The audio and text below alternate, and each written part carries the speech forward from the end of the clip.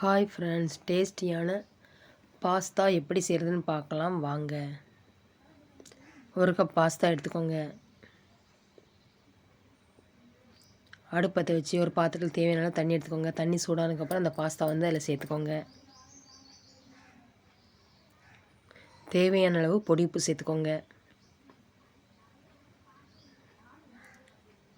கொஞ்சம் எண்ணெய் சேர்த்துக்கோங்க. அந்த மாதிரி எண்ணெய் சேர்த்திங்கன்னா பாஸ்தா ஒன்றோட ஒன்றா ஒட்டாது.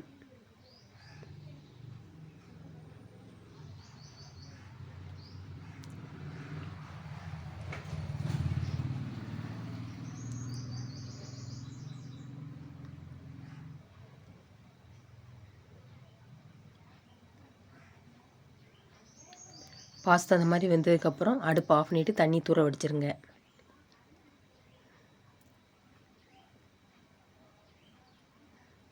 மறுபடியும் அடுப்பை பற்ற வச்சு ஒரு வாணலி எடுத்துக்கோங்க. வாணலி சூடானதுக்கப்புறம் தேவையான அளவு எண்ணெய் சேர்த்துக்கோங்க.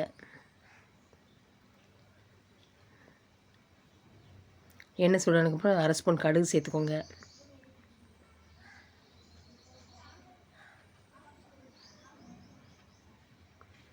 கடுகு பொரிஞ்சதுக்கப்புறம் தேவையான அளவு கருவேப்பிலை சேர்த்துக்கோங்க. ஒரு கொத்து சின்ன வெங்காயம் பொடிசு பொடிசாக கட் பண்ணதை அதையும் சேர்த்துக்கோங்க.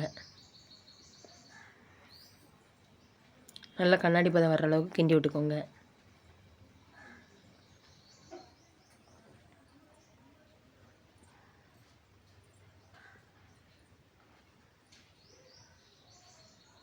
வெட்டி வச்ச ஒரு தக்காளி சேர்த்துக்கோங்க. ஒரு துண்டு சின்ன இஞ்சி பொடிசு பொடிசாக கட் பண்ணி அதையும் சேர்த்துக்கோங்க. 2-3 பூண்டு பொடிசு பொடிசாக கட் பண்ணி அதையும் சேர்த்துக்கோங்க.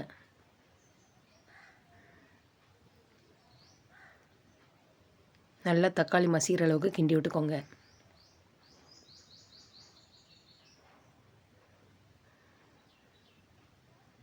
கால் ஸ்பூன் மஞ்சள் தூள்,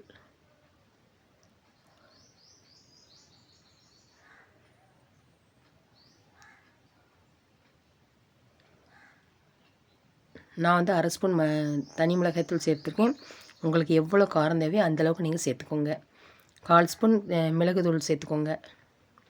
நல்லா பச்சை வாசனை போகிற அளவுக்கு நல்லா கிண்டி விட்டுக்கோங்க.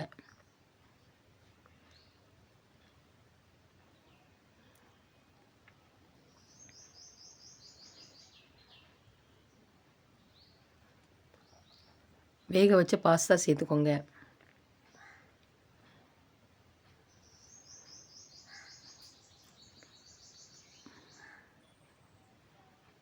தேவையான அளவு பொடி உப்பு சேர்த்துக்கோங்க.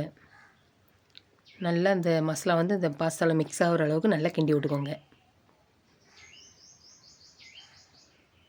ஒரு 2 நிமிஷம் கிண்டி விட்டுக்கிட்டே இருங்க.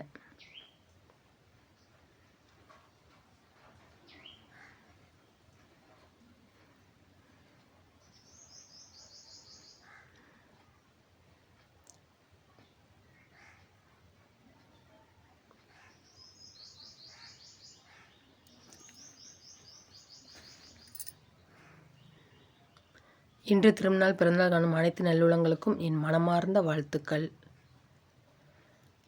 சுட சுட டேஸ்டியான சூப்பரான பாஸ்தா ரெடி.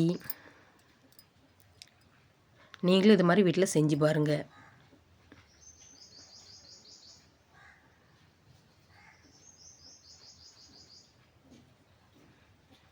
என்னோடய வீடியோ பிடிச்சிருந்தால் லைக் பண்ணுங்கள், ஷேர் பண்ணுங்கள், கமெண்ட் பண்ணுங்கள். வீடியோ ஸ்கிப் பண்ணாமல் பாருங்கள். சப்ஸ்கிரைப் பண்ணுங்கள். தேங்க்யூ. பாய்.